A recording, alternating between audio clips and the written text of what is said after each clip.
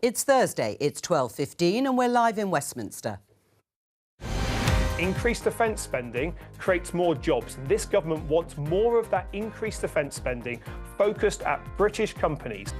Is increased defence spending Keir Starmer's silver bullet to boost the economy? Young men are suffering. They're feeling isolated. They're grappling with their masculinity and with their broader place in society. Is the former England manager right? Are young men being failed by modern society? Also, from this evening, I must give the British people a very simple instruction. You must stay at home. this Sunday marks the 5th anniversary of the first lockdown. Did we get the balance right? And when it comes to this life satisfaction, it seems that Finnish people are relatively satisfied with their lives. And it quite much has to do with that we have quite a well-functioning society. as Finns are named the happiest people in the world, why has Britain slipped down the index of the world's happiest countries? Joining us today, Labour MP Jess Asato, Shadow Justice Minister Kieran Mullen, Harry Quilter-Pinner, the Executive Director at the centre-left think tank the Institute for Public Policy Research, and journalist and broadcaster Dawn Neeson. This is Politics Live.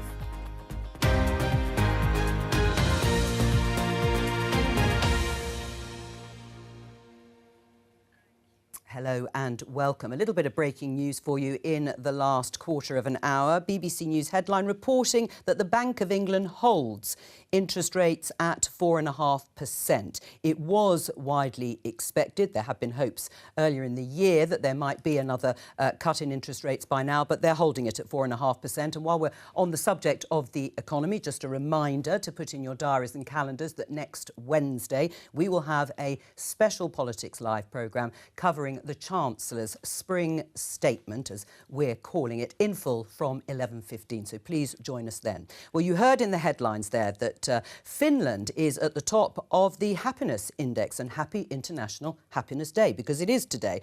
It's seen the UK slip down the rankings to 23rd, our lowest position since 2017. And Finland has taken that top spot for the 8th year in a row. So my opening question to the panel is, why aren't we happier, Jess, in the UK? Well, it's a beautiful spring day today, and so it's hard not to feel a little bit uplifted. But look, we've had 14 years of a Conservative government, only 7 that Labour has been in for 7 months. And the fact is that many people, haven't felt better off. We've seen, obviously, COVID, which we're going to be talking about later, a huge cost of living crisis and cuts to many of the services that actually do help people to get on, get into a job, get well again, do well at school and so forth. So if you've not got a system that's functioning, it is hard to be happy in society. And that's what we're doing, is trying to change that round so that everyone feels they can live a fulfilling life in the UK. Yes, it's down to 14 years of Conservative government. Well, as a typical left-wing response, I think that the government is responsible for everything, including all of our happiness. It might be true. No, I don't think it is. I think that in people's lives, and if you look at the survey, it was things like sharing meals with other people, living in bigger households, actually, that contributed to people's happiness. I think that we have to get away from this idea that government can go around and fix everything for everybody. On a positive note, Joe, actually, you have to keep in mind that there's only 1 point difference between Finland and the UK, actually. All the countries at the top are relatively close together. I think it's a great country to live. I think most people are happy. But I think the things in our personal lives are what make the biggest impact, not what the government does. What do you make of it? Why aren't we happier, according to this survey in the UK? I mean, we've had the ABC decade, austerity, Brexit and then COVID, these shocks that have hit our lives. And I agree with Jess on quite a lot of this, that the basics that people need to be happy, a decent job with meaning and purpose, enough financial security to be able to do the things that matter in life, connections with family, I agree on that. These things are things that other societies systematically deliver better. It's not a surprise at all to me that Finland, one of the Nordic countries, delivers those things to their citizens better than we do. And we need to step up, and I hope the Labour government will be able to do that, but they're going to have to be ambitious if they're going to make a big difference on this. I mean, Dawn, Harry mentions austerity, Brexit and COVID. Yeah, great. Cheer me up, why don't you? Putting Brexit to one side, Thank you. Every other country has had, or comparable countries, austerity and COVID. Exactly that. You know what? And I think... So why aren't we happier Well, then? I am very happy, Joe. I am actually naturally happy, naturally optimistic. I'm sick of the way we constantly put ourselves and this country down. Yeah. OK, this isn't a great result for us, but, I mean, Israel comes in 8th here. I mean, considering what Israel are going through at the moment, they're the 8th happiest country in the world. I think they've slipped from 3rd. Yeah, well, I know, but they're still only 8th. I mean, that's not bad going, is it? But I think we constantly, everybody around this table instantly started talking about politics and the bad side of politics and dragging things down. We never talk about the positives. We should be more positive. That would make us happier. Right. And there are countries with a fraction of the public services and income that have higher rankings than ours. So the idea that, this is all about what the government does or doesn't do, the evidence is quite clearly that isn't the case. There are countries who have a fraction of our public services whose populations are much happier. We have to look to ourselves, to our civil society, to our families. That's where people find happiness. But it's interesting that most of you have mentioned something around well-being and perhaps stake in society and the economy, because back in 2010, the then Prime Minister, Conservative Prime Minister David Cameron said this. Just as the GDP figures, actually, they don't give a full story of our economy's growth, but they give us a useful indicator of where we're heading. So I believe a new measure won't give the full story of our nation's well-being or our happiness or contentment or the rest of it. Of course it won't. But it could give us a general picture of whether life is improving. Harry, what is the best way then to measure how well a country is doing and how well its citizens are feeling? Well, I was going to say this at the start, but I am a bit of a sceptic of the happiness measurement. It's very hard to measure. It's even harder to compare across countries where cultures, interpret this differently. What I would say is GDP growth shared that creates good jobs and that creates stable industries around societies will drive better outcomes for citizens. I agree that it's not just about the state, that's about a different type of economy. And Rachel Reeves in opposition talked a lot about securonomics, a different vision for how the economy works. And I think that's what we should be holding this government to account for delivering. I mean, do you think it's worthwhile having a happiness index? Yeah, I think it's perfectly legitimate to measure these things, talk about and think about them. I just think the government has got to focus on the things only the government can do and not try and take on everything. And as I said, the response right at the start to just immediately leap to the government is just typical of that mentality. Well, Jess, do you want to respond to that?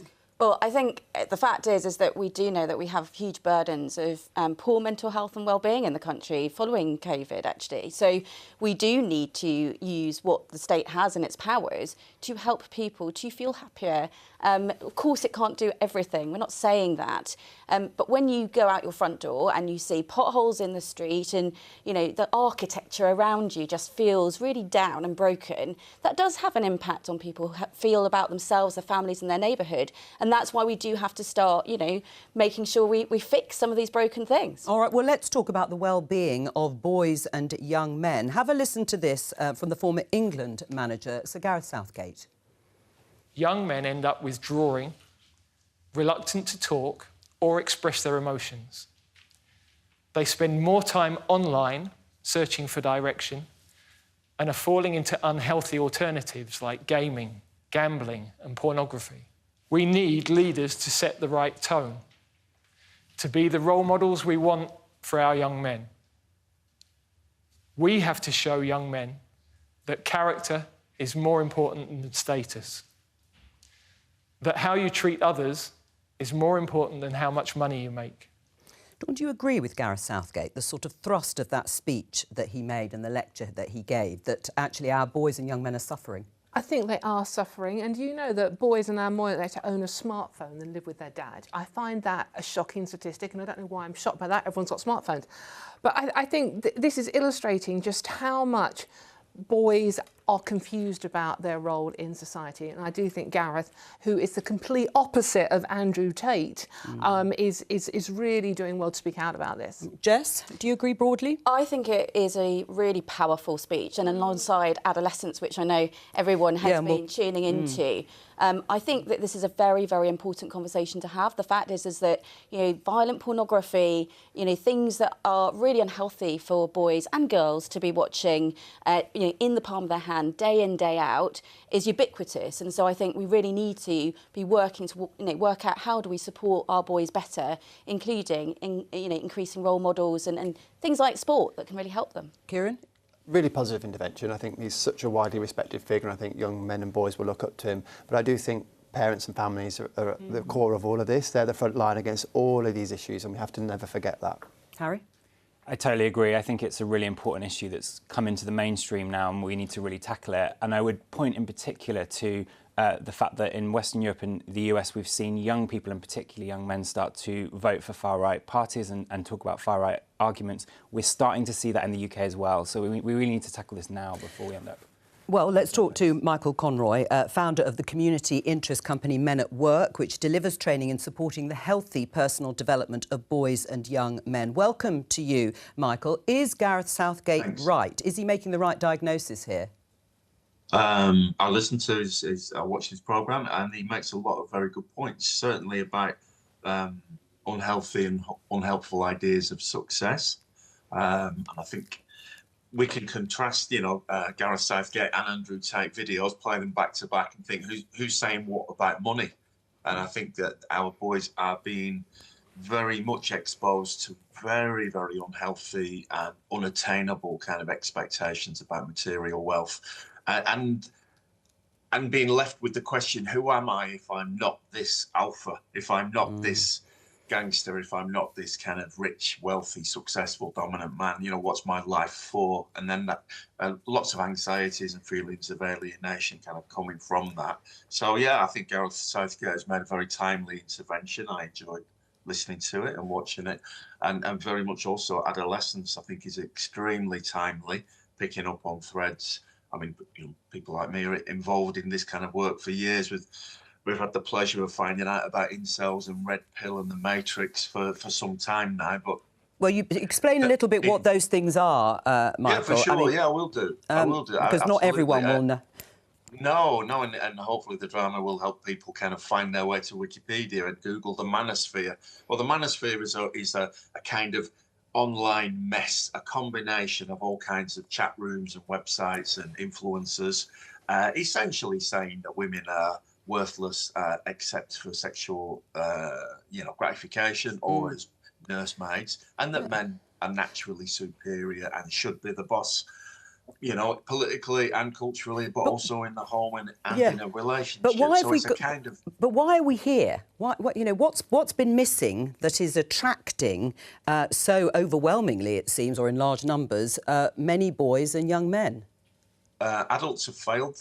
My generation, I'm 57. I took my eye off the wheel in lots of cases, and I'm not the only person who've done that. We've allowed the internet into our children's lives without any real thought about safeguarding. And all governments have failed globally. In Britain, we're talking about Britain, all governments have failed. All governments have been supine in the face of global digital corporations, social media. And we've basically left our kids to the wolves. And for girls, it plays out in one set of ways, and for boys, it plays out in others. So a collective responsibility and failure of adults, unfortunately, that's the answer, I believe. Sorry. No, I was just going to say, well, stay with us for the discussion because we'll pick up on some of the points. But Jess, starting with you on role models, is that something that we should respond to with sort of policy, if you like? Because Michael was a teacher until a few years ago, and there was a report out very recently saying there aren't enough male teachers in our secondary schools, for example. What should the policy outcome be to these issues with young boys and men? Well, I certainly think that organisations like Michael's need to be better supported. But I think that it is almost sort of trying to be Sisyphus, really, when you've got the internet providing a cultural sort of response to boys, that by the time they are 9 or 10, they're already watching violent pornography. They're already seeing incel material. Actually, what we need to do is to start at the source of the harm. The Online Safety Act, which the previous government introduced, starts some of that work, but there are some real gaps in it, which is why Baroness Burton's pornography review was so important, published a couple of weeks ago. And the government has announced that it will be taking one of those things forward, which is banning strangulation, choking in pornography, which creates really, really harmful notions of what, boys should be doing to girls in sexual relationships. And so I think there's a lot that the government can still do in this space. But it is also about having those role models, as you say. We can find them through sport. So I think investing in a wider curriculum in school would be really really, really important to make sure that boys have a range of activities, sport, drama, art, music. These things help you to express yourself so that you can find where your talents lie. Kieran? I think I sound slightly like a broken record, but I do think, again, parents and families have to really kind of focus on these issues, and the government is always going to be slower to react to big changes like social media. It's been this overwhelming change. As has been mentioned, there is this new powers available to regulate the social media networks this year. We have to see how those play out. But I agree with you about sport. I think sport is a fantastic route forward for people. I'm disappointed that we couldn't reach agreement on the banning of smartphones in schools that we were supportive of and Labour voted down. I think that was another helpful thing that would at least give young people space. And the last thing I'll say is actually, I visit schools all the time. The vast majority of young men I meet in these schools are polite, respectful, fantastic young people. I think the majority of young people are people that we can be proud of. I mean, how do you help boys to open up more? Because part of Gareth Southgate's speech and address was about them being alienated, sitting in their bedrooms, not communicating. I mean, that is the reality for all of us to some extent because we spend so much time online, but that boys are retreating. Yeah, I mean, I think we have to invest and support those bits of infrastructure that bring people together. So that is partly about supporting families and parents, but it's also about, the youth sector, which has been completely torn apart by austerity, investing in that. Schools have focused ever more on the academic side of schooling, and that is really important because a good maths, English, GCSE will help boys get good jobs, which will help with identity and purpose. But we also need to invest in the other things that build those soft skills that enable people to thrive in life. Right. I mean, Michael, you were nodding away there. You agree with Harry on that? About the decimation of the youth sector, absolutely. Yes. 15 years of absolute shame. We've lost 80-90% of our youth provision. These things are no coincidences. Where do some of our boys encounter healthy, positive males who are older than them, who they can function as a role model or just as a mentor, as a friend, somebody to talk to and to model the ability to interact really positively. So the decimation of the youth service world and all the loss of those skills, absolutely cataclysmically bad. I'm really keen to make one point. If I make no other point today, it is this. I'm very wary of the narrative that the boys who are at risk of being radicalised are all working class. It is not true. I work in public schools, all the ones, all the most famous ones. I've been in a lot of them in England. One day I'm in a public school, the next I'm in a pupil referral unit, the next I might be working with young offenders or training prison officers, all aspects. And I was in a public school, very famous one, not that long ago, and I was having a conversation about how to have good conversations with the young men, and the quote that hit me was, "There is a pool of rage amongst our older boys, a pool of rage." At one of the most privileged educational settings. Why is there a pool of rage? Because of the representational world they inhabit online, the stoking of a sense. This is not about a lack of material, of course, but I think perhaps a lack of emotional development and maturity, but the feeling that the odds are stacked against them. Now, I understand that on a housing estate in Burnley. I get it, we can all see that, it's obvious. But when we're talking about honey-coloured stone Hogwarts type places, you think, well, hang on a minute, this doesn't quite work. But Andrew Tate and his message and similar, pernicious characters, they cut through social class and ethnicity. And I'm just worried about the tendency to represent the danger of the mob is always working class, and that is absolutely not true. Well, I want to attest to that. Yeah, no, absolutely. Dawn, what do you make of that? Particularly the odds are stacked against them, even if they are in a pretty privileged position.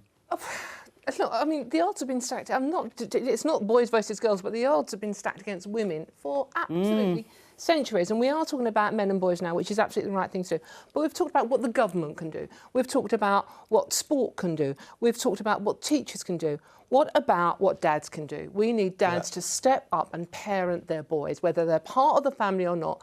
They are responsible for bringing those children into the world. They need to parent them. And mums also need to step up to the plate and educate boys about what women and girls are there for. And it is not for violent sex, it's not for beating up, and it's not for all the hideous messages that Andrew Tate puts out there. Right, and that would be the most effective way to counter influencers like Andrew Tate. I'm just interested how we achieve that, because we still need some mechanism to help men grow into parents. Just lecturing them on the TV is not going to solve it. Harry, from the home. It has to start, whether you are still part of that nuclear family. Yeah. But if you have a child, you are responsible for that child. Yeah. Dads lots of parents are doing this, and actually one of the themes of adolescence, I think, which was really interesting, is precisely that. Both mum and dad were in work, felt they were doing a good job. There's no abuse in the home or anything like that. And actually, sometimes what is so pernicious in your hand, the fact is tech companies have built this technology to be addictive, to push harmful material on children. There's been no attention to child development. So when I asked the tech companies recently, do you have child development experts on your product development teams? No, they don't. So we have been gambling with a big experiment on our children, and so that's why we really do need. So why didn't Labour back the ban for smartphones in schools? And I mean, that's just the obvious starting place, and you wouldn't support it. We've actually done a lot of what was being asked for, which is, for example, asking the chief medical officer. Well, actually, there is a de facto ban in schools already. Many schools do ban phones. That doesn't help with what happens outside of schools. So we're actually going much further, making sure there is going to be new guidance. There isn't a ban, and you wouldn't support us. We put it to the House. One of your own MPs actually wanted it to be via a private member's bill, and you pressured him to withdraw that. So I think it's all good to talk about these things. I was co-sponsor of that bill, you must be and I'm very happy with what the government's doing. All right. Well, let's not sort of dwell on this too long. I understand there's obviously party political differences there. A couple of you have mentioned adolescence, and I should say this is this Netflix drama that has really hit the sort of zeitgeist, and actually was brought up at Prime Minister's Questions yesterday when Keir Starmer was asked about it, and it highlights this series. Online male radicalisation and violence against girls. But let's hear what the Prime Minister had to say in response. At home, we are watching adolescence with our children. I've got a 16-year-old boy and a 14-year-old girl. This violence carried out by young men, influenced by what they see online, is a real problem. It's abhorrent, and we have to tackle it. We are putting in specialist rape and sexual offences teams in every police force, doing work on the 999 calls. But this is also a matter of culture. Will that help, specialist sexual offences teams in police services, Dawn, with that? There's one rape reported every 4 hours or something in London at the moment. We can't tackle that. No, of course. I mean, it is ridiculous to come up with stuff like that. I'm impressed you found time to watch it, though, because I haven't. Right, well, no, and I haven't yet either, but I certainly will do. I mean, the National Crime Agency are today warning about the dangers of sextortion, where criminals trick someone into sending them nude images and then threaten to release them if the victim doesn't pay. And they say 90% of online sextortion victims are boys aged 14 to 17. How do you educate? I mean, is it about education or is it about regulation? I think we're going to have to throw the whole toolkit at this problem, if I'm honest. So I think we absolutely do need to reinvest in our schools and how they support young people to navigate this new world of technology. I think we also have to hold the tech companies to account, as Jess was talking about. I think it's really telling that some of the people that created the technology do not let their kids use it. I mean, that is such a testament to the problem that we have here. Yes, I mean, one of the other things is a report that's been looking into this is, should there be a minister for men and young boys to look particularly at education?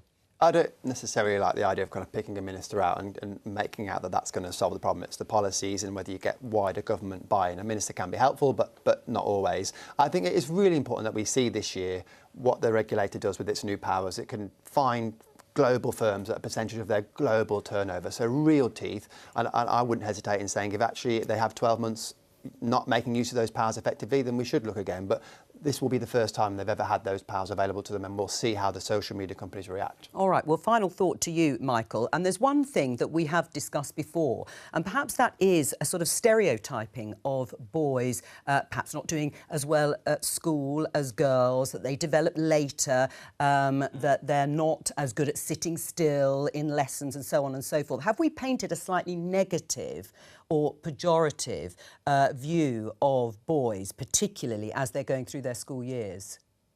I think if we don't communicate with people, then we end up with cartoonish views of them, and that can go in every direction. But that particular point there about girls being more stable and able to sit in classrooms and things like that, that's also part of a gender stereotype in that we expect and train girls to be compliant. And also it looks sometimes that they're more advanced, and that because that suits certain narratives that we want them to be nurturing. There's all gender stereotypes absolutely are appalling for males and females. And I think that is really at the heart of everything we're talking about today is what does the world tell boys is for them? And what does it tell girls is for them? And how do we police them to keep them all in line? And that leads to the situations that, the broader situations we're talking about today. Even the happiness thing that I caught the tail end of, the routes to safety and fulfillment for young men have different obstacles in their path than the routes to safety and fulfillment for girls. They're connected, but they're not the same. And the fact that the risks and vulnerabilities in the lives of boys and young men, and there are many, are distinct from those of women and girls to some extent, means that we can and we must have sex-specific conversations with our boys, and that's not picking on them, it's safeguarding. So if we approach this work as safeguarding, it changes our view. It's not about correcting or punishing or limiting the damage of boys and young men because we're suspicious of them or we don't like them. It's because we love them and we care about them. And if you genuinely love somebody and care about them and want the best for them, you put strategies in place, but that has to start with dialogue and understanding their position. So I would urge everybody to find out about what's going on in the lives of the boys and young men in their lives. Start by Googling red pill, incel, the harms of porn. The harms of porn are filtering into 12, 13-year-old boys who think it's okay to choke their girlfriends. Yes, that's happening. And that's where we are. And on that catastrophic bombshell, thank you for allowing me onto your show. You're very welcome. Very interesting to hear all your thoughts on this subject. Michael Conroy, thank you. We're going to roll back 5 years because this weekend it is the 5th anniversary of the first lockdown. Have a look at this. From this evening, I must give the British people a very simple instruction. You must stay at home. Because the critical thing we must do to stop the disease spreading between households. That is why people will only be allowed to leave their home for the following very limited purposes. Shopping for basic necessities as infrequently as possible. One form of exercise a day, for example, a run, walk or cycle, alone or with members of your household. Any medical need to provide care or to help a vulnerable person, and travelling to and from work, but only where this is absolutely necessary and cannot be done from home. That's all. Everyone will have personal reflections following that clip, seeing Boris Johnson deliver that instruction. Dawn, what are yours? I just still get very angry listening to that. I think the way the government treated the country during the pandemic was at best just pure hypocrisy. They broke literally every rule they set themselves while telling us to do ridiculous things like walk one way around a supermarket, like the virus knows which way you're going. It was they treated us, to be honest with you, Joe, I think they treated us with contempt. And we now have the inquiry that's ongoing and probably will be ongoing, saying that basically pandemic preparations led to more deaths and greater economic damage than the actual virus. Harry? I think there's a lot of lessons to be learned in the response to the pandemic, and I think the government got quite a lot of things wrong. I agree with you. I think the real travesty here, though, is that we were promised that we were going to build back better, that we would deal with the fractures that COVID exposed, public services, inequalities, and I just don't think we've done that. On more or less every metric, we've got worse rather than better, and that is the real travesty here, and that's the travesty that this government is going to have to fix. What's your reaction when you see that? You see Boris Johnson there? Well, obviously, I think back to the time I spent volunteering as a doctor on looking after COVID patients and the really difficult conversations I had with people who couldn't come and see their relatives, for example. But I have to say, overall, you have to remember all of that was done to try and save very many old people who would have died if we hadn't, and younger people actually, if we hadn't taken the steps that we took. Were they all perfect? Would we have done them differently? You know, I'm sure these are things people can agree on. And actually, the end result was roughly, whilst the loss of any life is of course tragic, roughly the loss of life in this country was broadly in line with similar European countries. And so I think the outcome was in the realms of what we most might have liked to have achieved, though of course I'm sure we could learn a lot and do things differently. What are your personal reflections, Jess? Well, when COVID hit, I was working for a domestic abuse charity, and it was one of the areas that I think that hadn't been part of pandemic preparedness. We know that in these sorts of situations, unfortunately, violence against women and girls increased, and so it did. But I think that what we also saw was this huge rise in mental health issues. So 1 in 5 children now have a diagnosable mental health condition. And of course, huge impact on the NHS. And we are seeing, obviously, long waiting lists, but finally, under the government's actions, are now coming down. So 5 months we've had a fall in those waiting lists, which I think really does show we've turned a corner. And of course, on mental health, unfortunately, the previous government didn't build back better. It didn't invest in children's mental health, which is why I'm really pleased the government has said that we will be getting mental health professional in every secondary school and also part-time professionals for every primary school. But what about the balance? Did we get the balance right? Dawn says we didn't get the balance right. The government didn't get the balance right because some of the issues that you're talking about, particularly mental health, may have emanated from the time that children were not able to go to school, for example. But Labour at the time were encouraging to lock down earlier, for longer. Do you think that now was not the right approach, or you still think it was?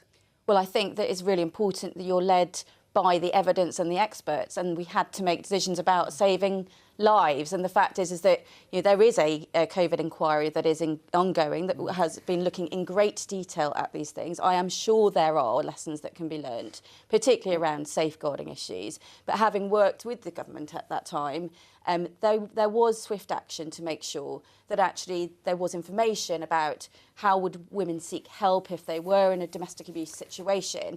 The supermarkets came on board, made sure that there were safe places. So, I think it's quite easy to be able to say, well, if I was in that position, I would have done it differently. Yeah. But remembering back, it was hard. Well, hindsight's a wonderful thing. Well, hindsight is a wonderful thing. I mean, I think, understandably, the government initially panicked. No one knew what we were dealing with initially. But as time went on with the second lockdown and the third winter lockdown that we had, following the science became a joke, didn't it? I mean, what science were we actually following? The scientists didn't even believe in their own science so much that they were breaking the rules they set themselves. And now we have the scientists blaming the government blaming the scientists. I think you have and everybody in between is going, well, hold on a minute. What about the National Health Service became the National COVID Service? Yeah, so I think you have to separate out what are obviously deeply regrettable individuals across scientists and government, etc., who did things that were against the rules with what overall the rules were seeking to achieve and did achieve. So I have to disagree with you in terms of the second lockdown, where I volunteered at a hospital. It was just after the second lockdown had occurred, and the ITU capacity, they had never known anything like it in that hospital. So I'm afraid people's lives were saved as a result of both of those lockdowns. I think the area where we probably, with hindsight, think the impact was greatest that we could maybe do differently was around children and school attendance. I mean, I think that's what I've seen in my own family members. That time out of school for young people had a real impact. But we didn't even know to start with, of course, that children weren't. Thank goodness, children weren't vulnerable to the virus. Pretty fast. Well, and just briefly, do you think a government could instruct the country to lock down again and people would do it?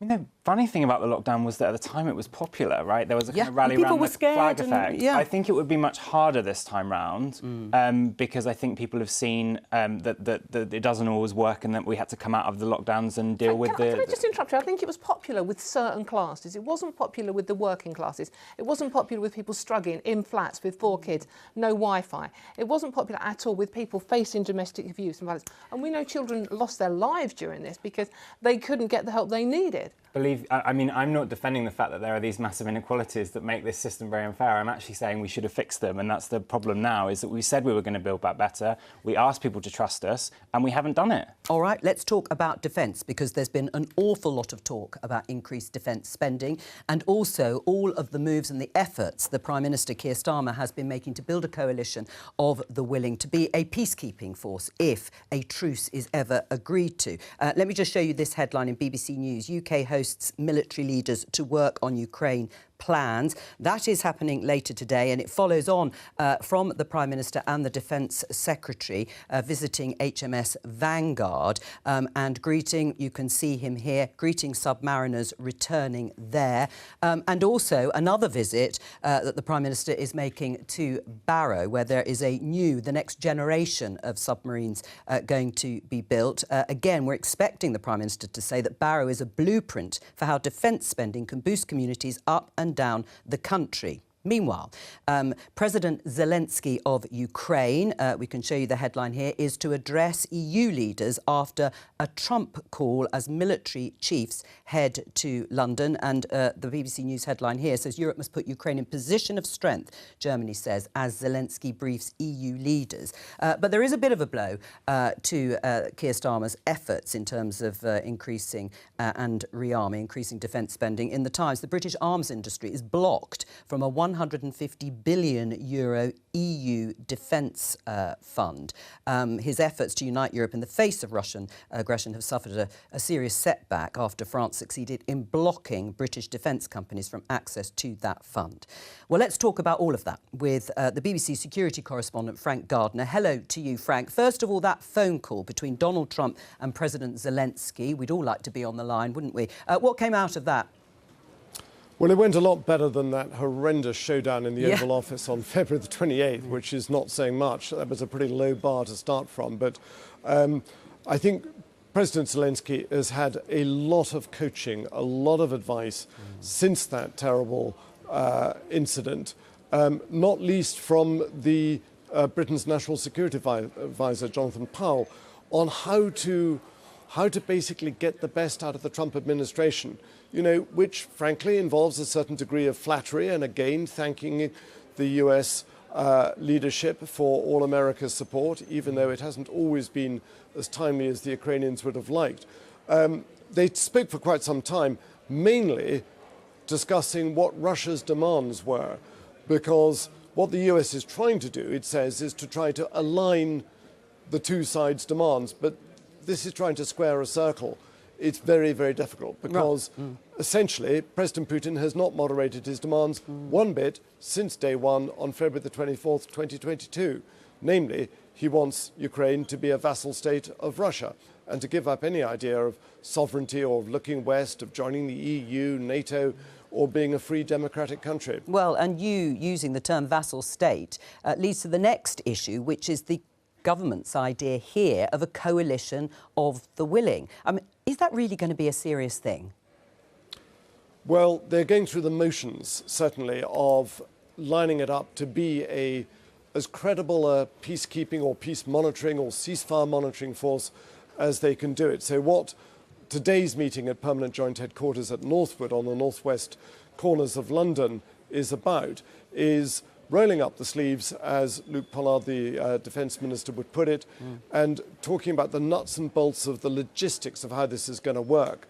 What countries are taking part, what assets can they provide, what close air support is going to be needed, how are they going to get there, is there going to be a standoff air capability, for example, in Romania and Poland.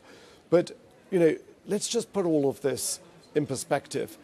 Things are moving very quickly between Washington and Moscow. They are the two places driving this, and Europe is playing catch up, and Ukraine is saying, whoa, whoa, whoa, not without us. But actually, they're not at the table. I mean, yes, okay, there are going to be talks, more talks in Jeddah this weekend, but essentially this is between President Putin and President Trump, and Europe is trying to play catch up here to some extent. To remain relevant to this. President Putin has made it very clear absolutely clear that he will not tolerate the presence of NATO member forces Yes. in Ukraine under whatever badge, whether even a blue badge. So how are you going to get around that? And also, a number of countries said, well, we'll take part providing there is US air support. And America hasn't yet offered that. Frank Gardner, thank you very much for joining us. Let me just show you this headline as we talk about increased defence spending, because that headline that said that the UK is being blocked from that big EU defence fund. Rachel Reeves, the Chancellor, to reveal biggest UK spending cuts since austerity in that spring statement next week. That's the truth of this, isn't it, Jess? The money that needs to go into defence, yes, it's coming from cuts in international aid, but it'll have to go above and beyond that in future years. And as a consequence of the financial situation, there are going to be cuts to unprotected services. Well, we've been very, very clear that the first thing we have to do in office is to secure the country, and through that we do need to meet our defence obligations, and that's why the Prime Minister's in Barrow today reconfirming our commitment to the continuous at-sea nuclear deterrent. But also we do have to step up, as we've said, to support Ukraine. And that has meant we've had to make a really tough decision. Right. And are you comfortable? In order to cut some aid funding, which we've said we're committed to. Yeah. Well, that's been announced. That we know about. But in order to fund that defence going ahead. But that's the situation, isn't it? I mean, not only is the government relying on increased defence spending to boost growth, because there'll be a sort of rearming mission, apart from this obviously being blocked from this fund, but it is going to make decisions very difficult when it comes to spending on unprotected departments like justice. I mean, I don't envy the Chancellor the choices that she has to make, because you've got low growth, you've got a difficult inheritance from the previous government, and you've got now defence challenges that mean increased spending. I think they were right to increase defence spending. I think they might have to increase faster than they are planning to ultimately, as will Europe. And I think we need to be really careful that we don't try and do that on the backs of the poorest in society, because that will not lead to a sustainable support for defence spending. So would you like to see higher tax rises, for example, or increased borrowing? Look, what we are seeing here is the end of the peace dividend. So this is going to be a systematic increase in spending, and over time we're going to have to look at how we pay that, and I would encourage governments to look at increased taxation as well as more efficiencies in the state. I mean, let's be clear about the cause of that headline and the short-term challenge that you're talking about, Joe. You talked about the inheritance that we gave them.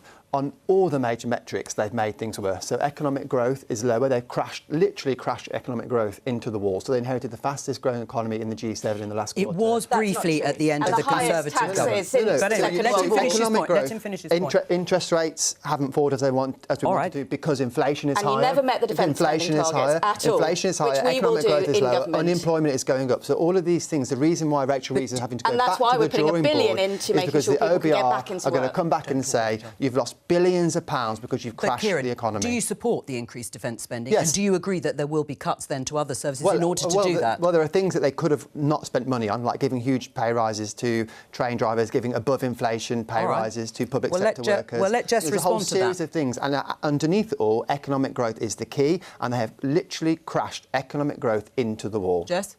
Well, I mean, that's just not believable, because it's under the Conservatives that the economy dived. What we are doing is we've committed spending. In Barrow, they're going to be young people, got lots of investment into those fantastic jobs in the defence industry. We are about growing jobs. We're also about getting people who would like to work but who are currently disabled. They've not had the support. They didn't have the support. They were left to basically be on benefits. We're going to put that $1 billion in. That's going to support our young people. It's going to support people who may have not been in work for 20 years. And that is going to help grow our economy, including the investment in our gone up or down since you took over? Has it gone up or down since you took over? And the forecasts have certainly reduced them. Dawn, just briefly, because we haven't got long, what is your response broadly to more money going into defence? We have to, Joe. Every military expert you speak to says we have to go up to at least 5% of GDP. We've got a £29 million black hole in defence. I know black hole in defence spending. And the problem we've got is Putin. What's Putin offered so far? An ice hockey game. Yeah. You know, all of this talk at the end of the day comes to nothing, and it is on the ground. And what's a peacekeeping force? If Putin ignores every agreement, which he always has done in the past, it ceases to become a peacekeeping force and becomes a defensive force. Then that's war. On that note, that's all for today. Thank you to all of my guests for joining me. I'll be back on Monday with more Politics Live at 12:15 here on BBC Two and the iPlayer. Have a great afternoon. Bye.